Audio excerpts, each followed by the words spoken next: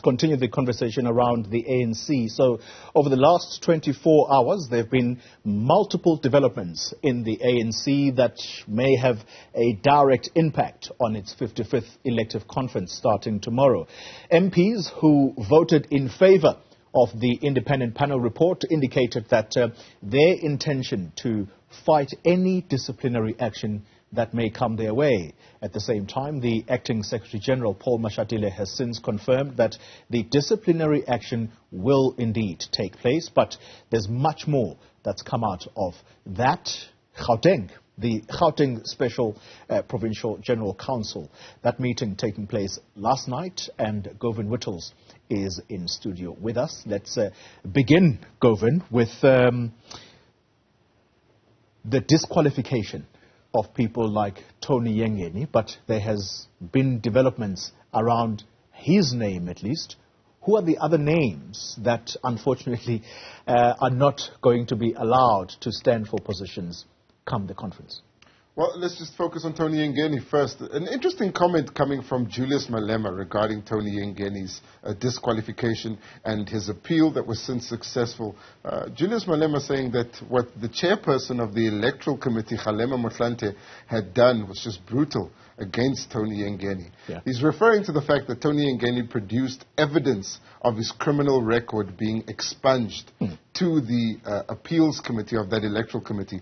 And after seeing that, they decided that, oh, well, since it's been expunged, you're free to go and contest again at that National Executive Committee. So Julius Malema's comments obviously taking into consideration that it was well known that that criminal record had in fact been expunged, and questioning the motive behind what Malema called one of the last respected leaders in the ANC. I don't know what you make of Govan, that. I've got to stop you there, because a person sitting and listening to us right now is saying, but what does Julius Malema have to do with developments inside the ANC? Does this take us to what people have always said? And I've got to say, it is a snide remark against the EFF leader that he tends, or he seems to know a little too much of what happens inside the ANC, and perhaps he should focus his attention on the party that he leads. Some people, in fact, becoming even naughtier to say, sometimes we're unsure whether the EFF is the ANC sitting outside of the ANC.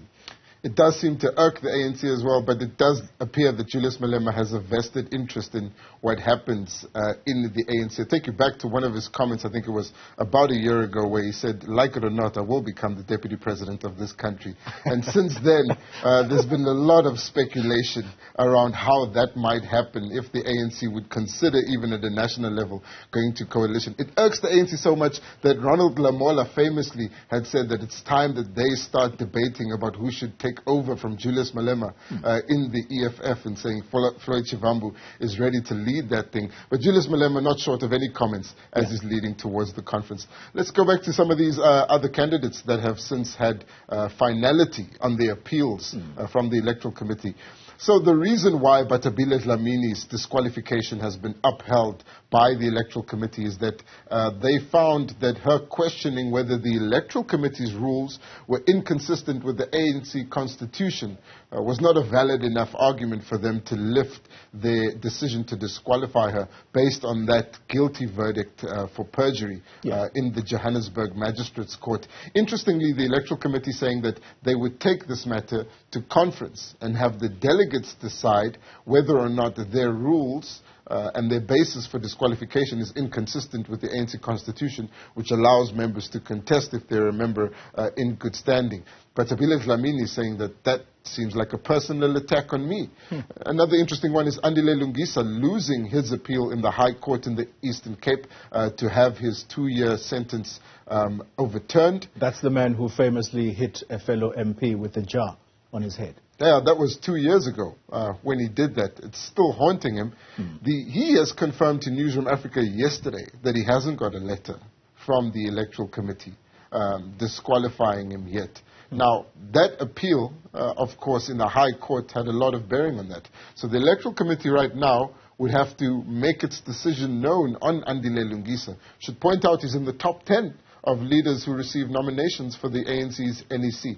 Those are three of the more interesting candidates who have been disqualified, or rather have merit for disqualification. Yeah. And of course, we're waiting to hear from the Electoral Committee on Mosebenzi Zwane and on Bongani Bongo. Those are two names to watch going towards the conference.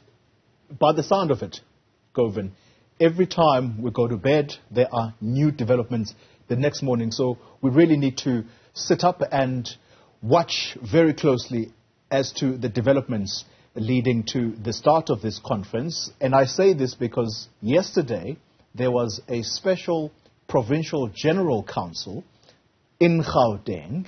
Talk to us about what came out of that. That Provincial General Council of the Gauteng ANC is interesting for a number of reasons. Let's take it back a few days. Julius Malema appearing in Soweto has looked like about 500 people surrounding him, cheering him on, saying that he should become the next president of the ANC. That's the backyard of the president. That is the backyard of the president. We haven't seen the president in Soweto in these last days towards conference, and seeing what kind of numbers he can draw in Gauteng. He was in the Western Cape, where he received a lot of support.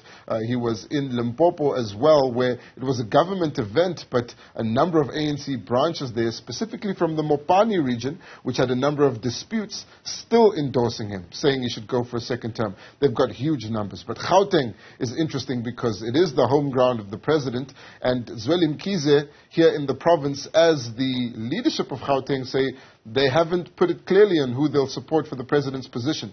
Yesterday at the Provincial General Council, and the reason why I mentioned the incident with Julius Malema is that they started off singing Mshiniwam, and they had to be told by some of the leaders at the PGC, let's stop these divisive songs which indicate which leaders we prefer. But it is a signal of what's happening in Gauteng. And a number of other interesting parts to that is that the ANC in Gauteng and the ANC in the Eastern Cape appear to be in a war of words. So before you get to the ANC in Gauteng versus the ANC in Eastern Cape, when you say Gauteng, whatever developments are taking place here are interesting, what do you mean by that? Let us in on exactly what the permutations are. It's interesting because the only definitive candidate they've pronounced on is Paul Mashatile for deputy president. Right. We know he's being contested by an ally of the president, which is Oscar Mabuyane. But it's interesting because TK Nliza, who's the secretary of Gauteng, and by a lot of, or at least he has a lot of influence in who's going to be the delegates to the Gauteng conference, has indicated his dissatisfaction with a number of remarks by the president, specifically on the ANC being accused, number one. Secondly, the position on step aside, which is at the core of the president's renewal campaign, and refusing to be drawn on a number of instances on whether they endorse the president for a second term. They've come to this point, Gauteng ANC, saying that we need to stop the province from being divided towards conference. Yesterday's PGC has shown that there certainly is division. Whether or not that division has been settled towards Julius Malema or towards the president is unclear right now, and we're a day from conference, and they still haven't pronounced on whether or not they want the president to go for a second term. Very interesting indeed. Govan, unfortunately we are going to have to leave it there. I am going to try and get you back for that tiff between Gauteng ANC and Eastern Cape. That should make for interesting conversation as well. Govan Whittleshas, thanks indeed for your time.